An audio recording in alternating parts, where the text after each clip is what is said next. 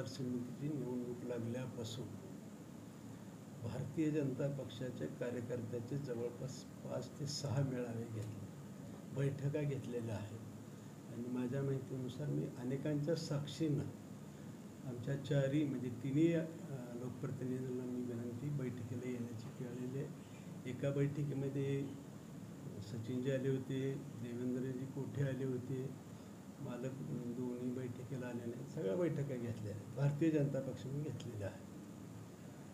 कोणतीही निवडणूक, ग्रामपंचायत निवडणूक असो, जिल्हा परिषद, पंचायत समिती, विधानसभा, लोकसभा निवडणूक म्हटलं की एक कोर कमिटी असते आमच्या पार्टीमध्ये, ते जिल्हाध्यक्ष आहेत।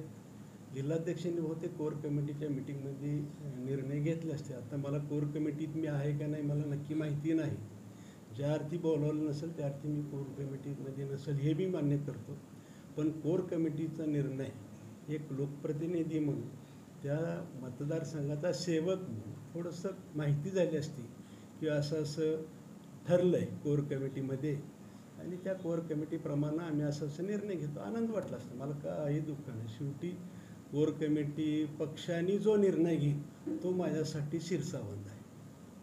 ते म्हणतात की मुख्यमंत्री देवेंद्र फडणवीस यांच्या आदेशानुसार आम्ही हे सगळं युती करतोय, पण हे आदेश तुमच्यापर्यंत पोहोचलेत का? त्यांनी तुम्हाला काही निरोप कळवला? कोर कमिटीमध्ये झालं असेल चर्चा, कोर कमिटीतून मुख्यमंत्री महोदयाला फोन गेला असेल, मुख्यमंत्र्यांनी काय बोललेत हे मला माहिती नाही। मला तर मुख्यमंत्री महोदयाचा कोर कमिटीचा कोणताही निरोप नाही, प्रदेशाध्यक्षाचा कुठलाही निरोप नाही, किंबहुना कुणाचाच म्हणजे स्थानिक कुणाचा निरोप नाही।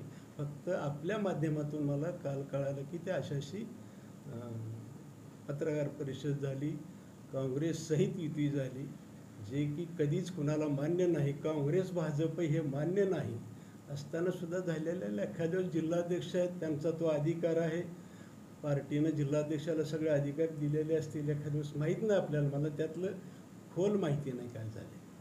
तुम्ही म्हणाला होतात की चंद्रशेखर बावनकुळे जे आहे ते आता नेत्यांच्या निवडणुका संपल्या, कार्यकर्त्यांच्या आहेत, भाजप कार्यकर्त्याला न्याय देण्यासाठी आता तुम्ही पॅनल उभा करणार आहात का? कशा प्रकारे रणनीती भाजप कार्यकर्त्याला न्याय देण्यासाठी असणार?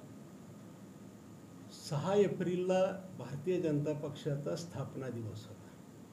स्थापना दिवसांच्या दिवशी प्रत्येक मंडळामध्ये एक VC वरती माननीय मुख्यमंत्री बावनकुळे साहेब, आमचे कार्याध्यक्ष चव्हाण साहेब या सगळ्यांनी मार्गदर्शन केलेलं होतं।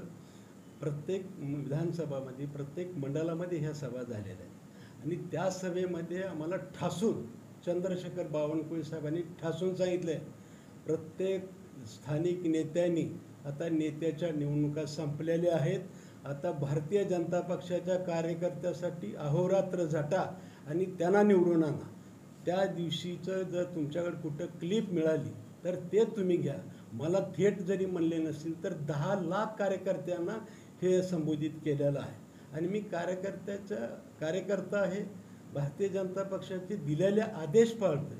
माझ्या नेतृत्वानं, माझ्या अध्यक्षानं जो आदेश दिलेला आहे की आता याच्या पुढची निवडणूक कार्यकर्त्यासाठी झटते आणि मी कार्यकर्त्यासाठी अध्यक्षांचं जे सूचना आहे, अध्यक्षांचे जे आदेश आहेत ते आदेश खाली पाळण्याचा मी प्रयत्न करतोय आणि त्याच्यामुळे मी पहिल्या दिवसापासून सांगतोय भारतीय जनता पक्षाच्या कार्यकर्त्यासाठी मी निवडणूक लढणार आहे। त्यांनी जो निर्णय घेतील ते कार्यकर्ते घेतील, आमचे कोर कमिटी केलेली आहे ते निर्णय घेईल आणि त्याच्यामुळे जे ठरवतील त्यांच्या मागे ते असं म्हणाले की तुम्हाला आमचं आवाहन आहे, म्हणजे बापूसाहेबांना देखील आवाहन आहे की त्यांनी आमच्यासोबत यावं, आपल्याला काही त्या संदर्भातलं काही त्यांनी फोनवरून काही विचारणा केली आव्हानासंदर्भात? मला असं वाटतंय की त्यांनी तुमच्या मार्फत मला आव्हान करू नये, मी त्यांचा पालक आहे असं मी मानतो।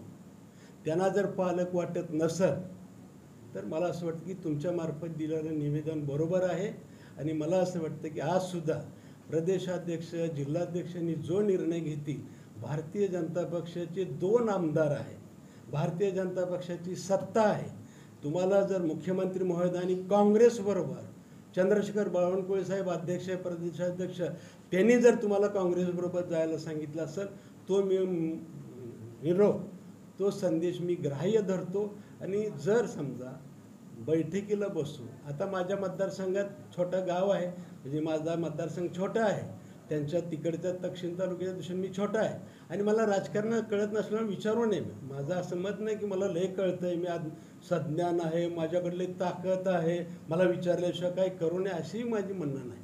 पण तुम्हाला असं वाटतं की मी पालक जर मानत असतील तर त्यांनी तुमच्यामार्फत नाही आता करावं आणि त्यांनी जो निर्णय घेतील, जिल्हाध्यक्ष निर्णय घेतील की आपल्याला न्याय मिळालेला आहे, आपल्या कार्यकर्त्याला न्याय मिळालेला आहे आणि आपले सगळे कार्यकर्ते म्हणतील जिल्हाध्यक्षांना सांगितलेलं आहे ते बरोबर आहे, मी त्यांच्याबरोबर जायला तयार. बाबा आपले सगळे निर्णय घेतले गेलेले आहेत, आपण काही तक्रार करणार पक्षाकडे किंवा मी कुणाचीही आजपर्यंतच्या इतिहासात सचिन कल्याण शिट्टेलाही माहिती आहे, मी कुणाचीही तक्रार प्रदेशाला करत नाही.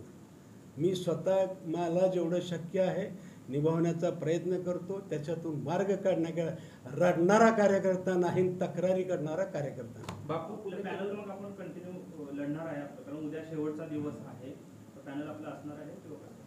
कार्यकर्ते निर्णय घेतील, जो कार्यकर्ते निर्णय घेतील. भारतीय जनता पक्षाचे या बाजार समिती उत्तर सोलापूर तालुका, दक्षिण तालुका ह्या दोन्ही तालुक्यातले कार्यकर्ते जो निर्णय घेतील त्यांनी सोडून द्या म्हटलं सोडून द्या ना, त्यांनी लढवायचं म्हटलं तर 100% भारतीय जनता पक्षाच्या कार्यकर्त्याच्या मागं ठामपणे उभारणार हे पक्का आहे.